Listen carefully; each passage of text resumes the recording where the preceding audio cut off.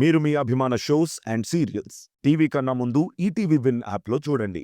Download and subscribe to ETV win app. 99 రూపాయలు మాత్రమే.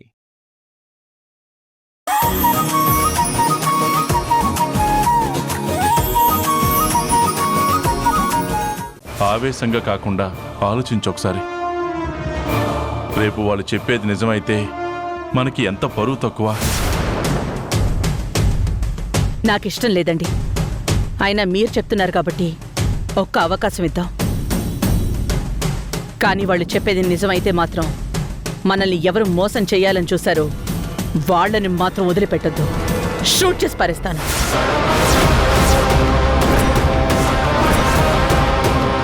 అంటే నాకన్నా ముందే ఆ రాత అమ్మ వాళ్ళతో ఈ విషయం గురించి మాట్లాడిందా? అమ్మ షూట్ చేస్తా అంటుంది అంటే ఈ విషయంలోనా, లేదా అమ్మ ఇంకేదైనా బిజినెస్ విషయంలో అంటుందా? ఒకవేళ నా విషయంలో అయితే మాత్రం ఖచ్చితంగా నన్ను చంపేస్తుంది.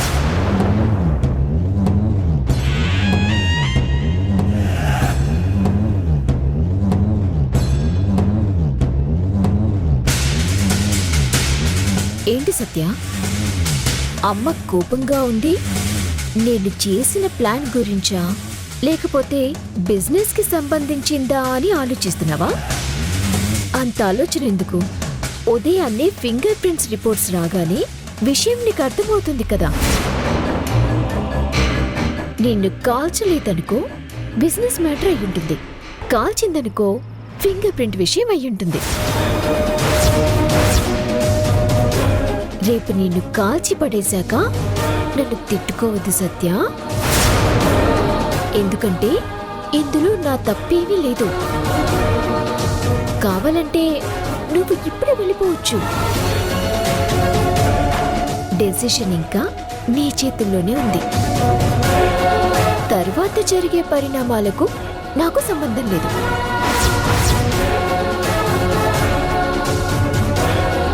ఏదో పాత ఫ్రెండ్ అని నీకు చెప్తున్నానంతే. ఆ తర్వాత నీ ఇష్టం.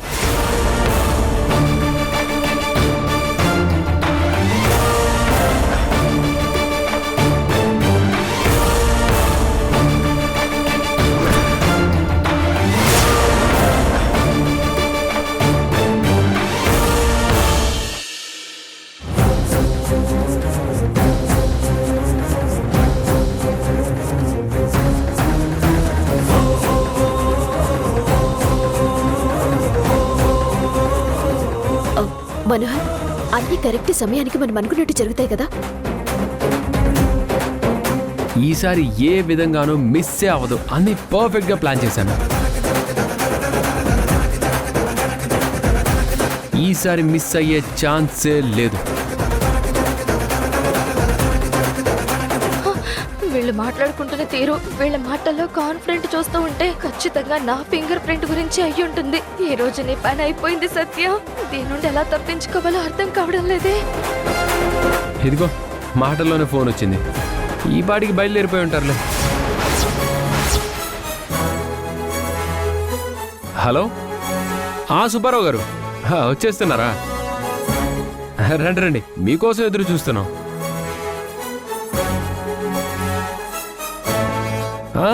మీరు వచ్చిన తర్వాత ఎక్స్ప్లెయిన్ చేయొచ్చులేండి. ఫస్ట్ మీరు రండి.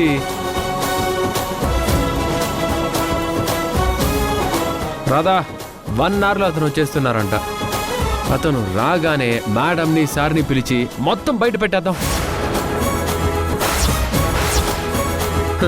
అన్ని విషయాలు తేలిపోతాయి. ఈసారి మనం టెన్షన్ పడాల్సిన పనే లేదు.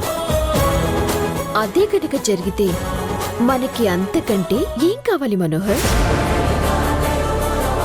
దీనికోసమే కదా చాలా కష్టపడ్డాం. ఎన్నో రోజులుగా ఎదురు చూసింది ఇందుకే కదా. అయిపోయింది, అంతా అయిపోయింది. ఎంతో కష్టపడి అబద్ధం మీద నేను కట్టుకున్న కోట కూలబోతోంది. ఆ శిథిలాల్లో నేను సమాధి కాబోతున్నాను. ఈ భ్రమరాంబకి విషయం చెప్తామంటే ఫోన్ లిఫ్ట్ చేయడం లేదు. అసలు ఎక్కడుందో ఏంటో, అసలుందో లేదో. ఇప్పుడు ఈ సమస్య నుండి బయటపడడం ఎలా? ఏమైంది మనోహర్? ఇంపార్టెంట్ వర్క్ అన్నావు, ఇప్పటి వరకు ఎలాంటి మూవ్ లేదు. అసలు ఏం జరుగుతుంది? ఆల్రెడీ కాల్ చేశాను సార్. వచ్చేస్తున్నారంట, దారిలోనే ఉన్నారు. ప్రతిసారి మీరు ఏదో అనుకోవడం, అది అలా జరగకుండా ఇంకోలా జరగడం ఈ మధ్య చాలా ఎక్కువైపోయింది మనోహర్. ఈసారి అలాంటిది ఏమన్నా సర్ది చెప్పాలని చూస్తే క్షమించేది లేదు. నాన్న మాటల్లో సీరియస్నెస్ చూస్తూ ఉంటే ప్రతిసారి నన్ను దొంగ గాయత్రి అని ప్రూవ్ చెయ్యాలి అనుకోవడం, నేను ఏదో ఒక ప్లాన్ వేసి తప్పించుకోవడం జరుగుతుంది కదా. ఈసారి ఇలా జరగకూడదు అని వీళ్ళకు వార్నింగ్ ఇస్తున్నాడన్నమాట. ఎప్పుడూ లేనిది నాన్న ఇంత సీరియస్ గా ఉన్నాడంటే, అదే నేను ఫేక్ గాయత్రి అని ప్రూవ్ అయ్యింది అంటే, అమ్మా నాన్నలు నన్ను పిట్టను కాల్చినట్టు కాల్చేస్తారు, చేపను పట్టినట్టు పట్టి పొట్టును విసిరేస్తారు. అయ్యో, ఏం చేయాలో అర్థం కావడం లేదే. సో ఈసారి టార్గెట్ మిస్ అవ్వదు, అలా ప్లాన్ చేశాం సార్.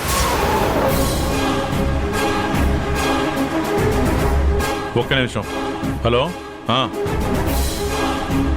నీ పాపం పండెను నేడు, నీ భరతం పడతా చూడు, నీ పాలిట యముణ్ణి నేను, నీ రోషన్. కరెక్ట్. ఆ పాట అలా కాదు, నువ్వు తప్పు పాడుతున్నావు. మరెలా అక్క? ఏంటక్క తప్పు? ఆ, అంటే అది నేను పాడితే బాగోదు రోషన్. ప్లీజ్ అక్క, ప్లీజ్, ఈరోజు ఈ పాటకి పెర్ఫార్మెన్స్ చేయాలి. మీ నాన్న కూడా పక్కకి వెళ్ళారు. ఇక నీ పెర్ఫార్మెన్స్ స్టార్ట్ చేయి. ఓకే, ఒక నిమిషం. ఓకే అక్క.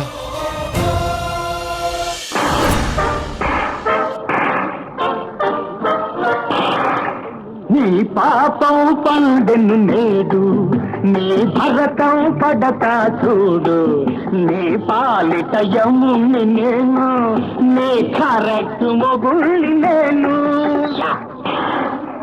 నీ పాపం పండెను నేడు, నీ భరతం పడతా చూడు, నీ పాలిట యముని నేను, నీ కరెక్ట్ మొగుళ్ళి నేను.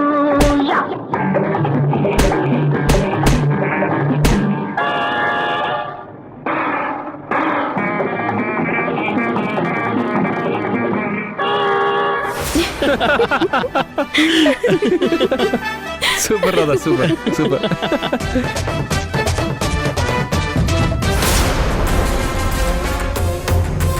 ఏంటి రాములమ్మా, 2 నెలల నుంచి వడ్డీ డబ్బులు ఇవ్వటం లేదు? 1 నెల వడ్డీ డబ్బులు తెచ్చానమ్మా, వచ్చే నెల 2 కల్పిస్తాను. అదేం కుదరదు. ఏ నెల డబ్బులు ఆ నెల ఇవ్వాల్సిందే, లేదంటే నువ్వు నా దగ్గర పెట్టిన తాళిబొట్టును అమ్మేస్తాను. ఆ తర్వాత నీ ఇష్టం. అదేంటమ్మగారు అలా అంటారు? సంవత్సరం కాలంగా వడ్డీ కరెక్ట్ గానే కడుతున్నాను కదా, అలా మాట్లాడతారేంటి అమ్మగారు?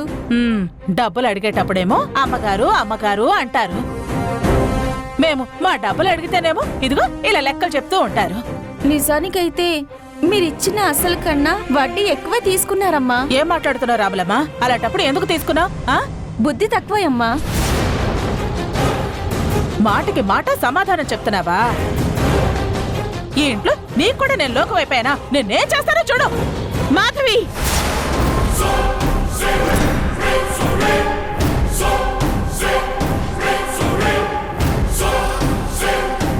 నువ్వేం చేస్తున్నావో నీకైనా అర్థమవుతోందా? అంటే అంటే అదే అక్క. ఏం జరిగింది మాధవి? నువ్వు రాములమ్మను కొట్టే అంత తప్పు తనేం చేసింది? అక్క, తను చేసిన తప్పుకి నువ్వు కొట్టడం కాదు, పనిలో నుంచి తీసేసి బయటకు గెంటేస్తావు.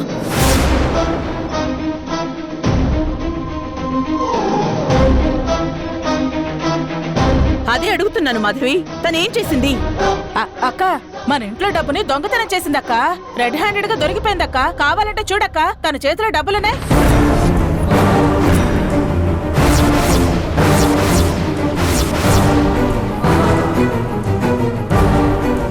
నేనే దొంగతనమో చేయలేదమ్మా, ఈ డబ్బులు నావి. మాధవమ్మ గారు అబద్ధం చెప్తున్నారు.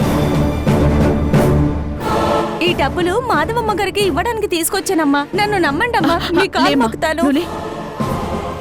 ఈ డబ్బు మాధవికి ఇవ్వడానికి తీసుకొచ్చావా? ఎందుకు?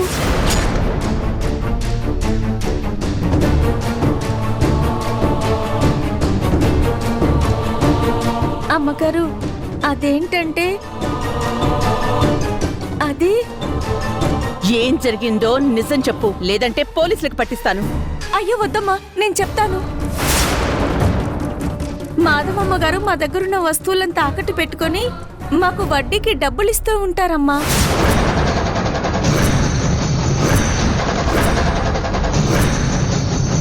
సంవత్సరం క్రితం మా అబ్బాయికి ఆరోగ్యం బాగాలేకపోతే నా తాలిబొట్టు పెట్టుకొని డబ్బులు ఇచ్చిందమ్మా.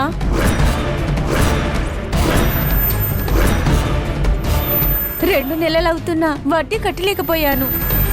1 నెల ఇస్తానంటే మాధవమ్మ గారు కోప్పడి కొట్టడానికి చేయలేపారమ్మా. అంతే తప్ప నాకే దొంగతనం తెలియదమ్మా. అది కాదక్క, తన అబద్ధం చెప్తోందక్క. తానే దొంగతనం చేసింది. నార్మల్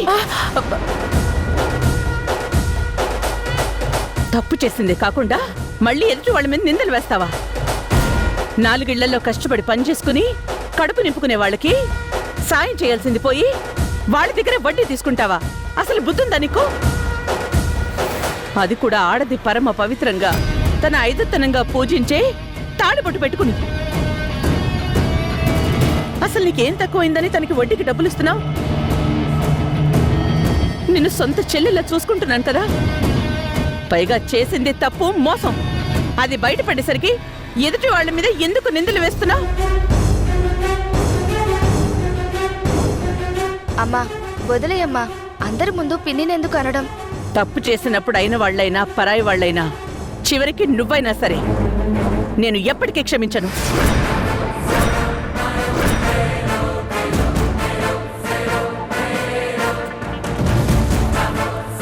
ఎదుటి వాళ్ళని మోసం చేసి తమకి కాని దాన్ని ఎదుటి వాళ్ళు అవకాశంగా వాడుకుని దోచుకోవాలి అని చూస్తే అది ఎవ్వరైనా సరే క్షమించను.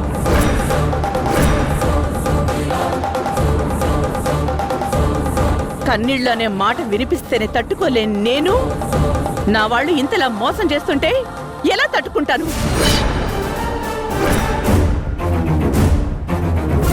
ఇంకొకసారి ఇలా చేసావంటే కాల్చి పారేస్తాను. ఏమనుకుంటున్నావో?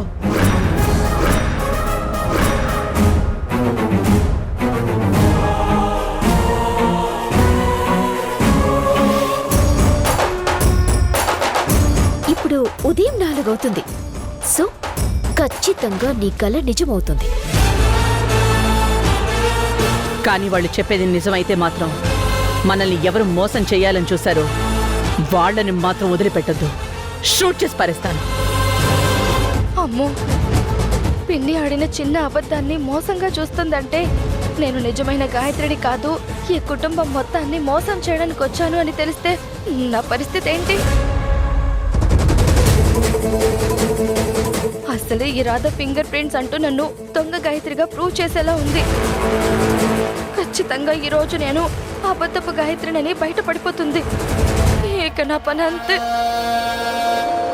ఎప్పుడు లేని నా ఇంట్లో ఇలాంటి సంఘటనలు జరుగుతున్నాయంటే మారిన మనుషులు సుఖంగా డబ్బులు సంపాదించుకునే ఆలోచనలు.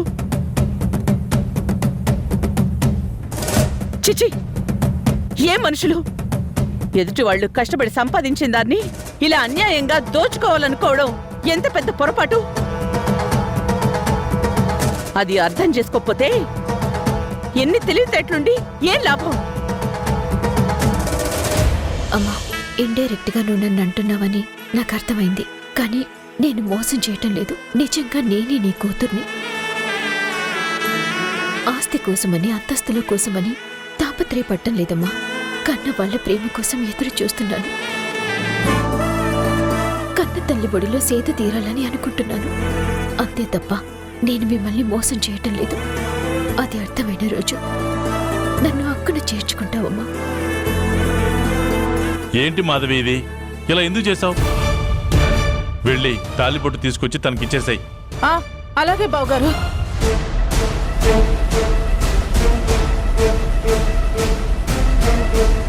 ఇదిగో తీసుకో.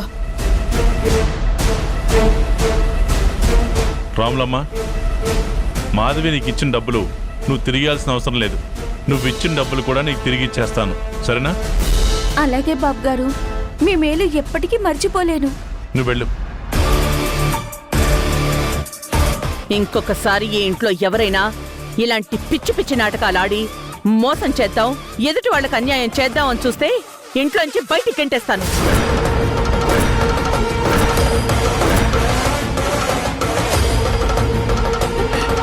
కాసేపట్లో ఆ ఫింగర్ ప్రింట్స్ రిపోర్ట్స్ వచ్చిన తర్వాత నాకు అదే గతి పట్టబోతుంది. గాయత్రి, నువ్వెందుకంత టెన్షన్ పడుతున్నావు? టెన్షన్ ఏం లేదమ్మా.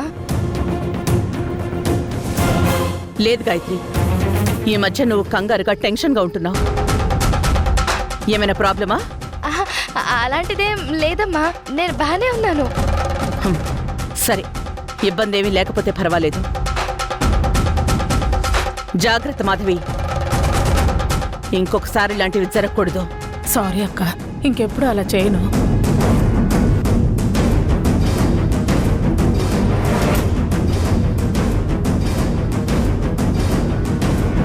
విన్నావుగా, మామూలుగా ఒక పని మనిషికి అన్యాయం జరిగితేనే ఎంత పెద్ద గొడవ జరిగిందో చూసావుగా. అదే నువ్వు ఈ కుటుంబాన్ని మోసం చేస్తున్నావని తెలిస్తే ఏం జరుగుతుందో నీ ఊహకి వదిలేస్తున్నావు.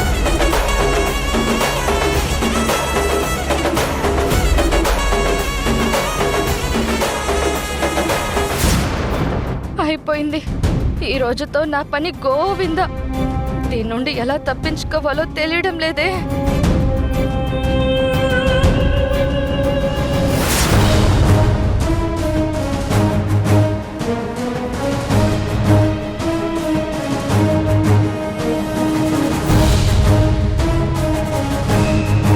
వదిలే దేవకి, మన మాధవి గురించి తెలిసిందే కదా. అయినా ఏదో చేద్దాం అనుకుంటే ఏదో అయిపోతుంది. ఇక ఈ విషయం గురించి ఆలోచించుకో.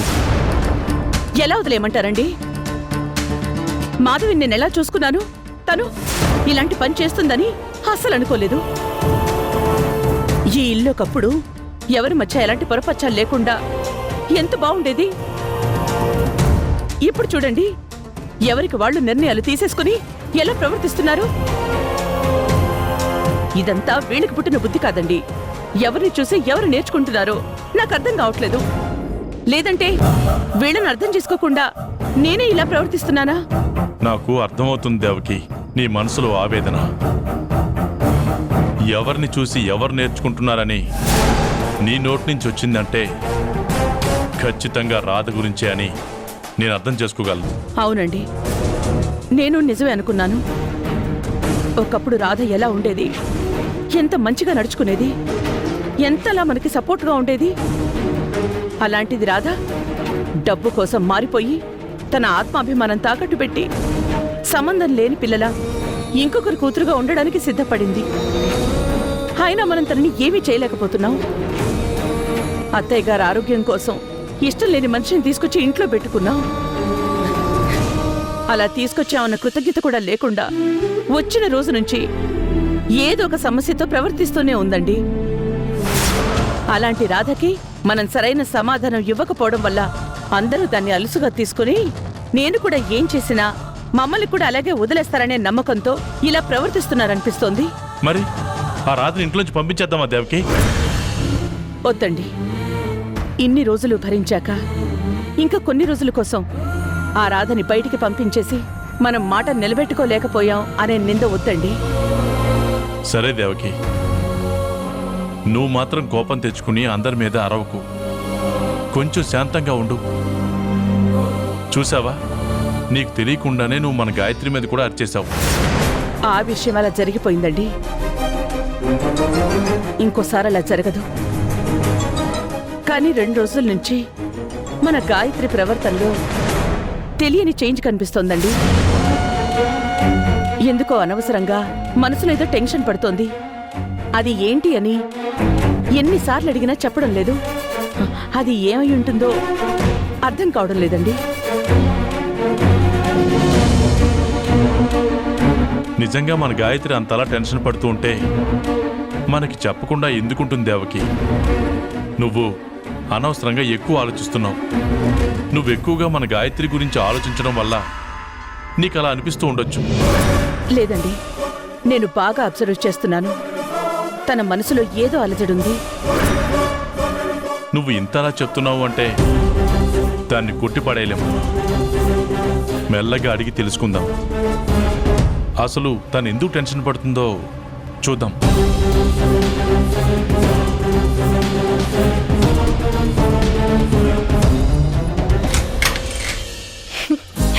చూసావు మనోహర్, ఆ సత్యమోహం ఎలా మాడిపోయిందో. చూశాను రాధా, నువ్వంటున్న ఒక్కొక్క మాటకి బిక్క చచ్చిపోయింది. మనం ఏం చేసామో తెలుసుకోవాలని తెగారాడబడిపోతుంది. మీరిద్దరూ ఎంత చూడముచ్చటగా ఉన్నారో, ఇలా గలగలా నవ్వుతూ ఉంటే ఎంత బాగున్నారో. ఈ నవ్వులు మీ సొంతం అవ్వాలంటే నువ్వే గాయత్రి అన్న విషయం అందరికీ తెలియాలి. ఎలాగైనా సరే తెలిసేలా చేస్తాను.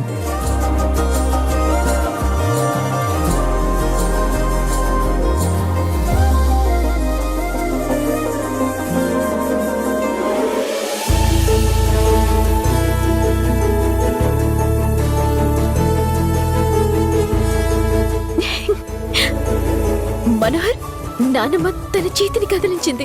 అవును అవును రాధా, నేను కూడా చూశాను. బామ్మ తన చేతులు కదిలించారు. మనోహర్, అంటే నానమ్మ మెల్లిగా కోలుకుంటుంది.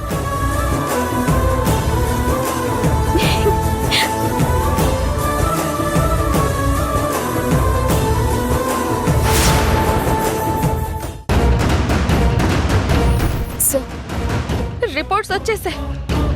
నా చావు నా కళ్ళ ముందు కనిపిస్తుంది. ఇక కన్ను తీసుకొచ్చి కాలుస్తారో లేక పోలీసులకి అప్పచెప్తారో.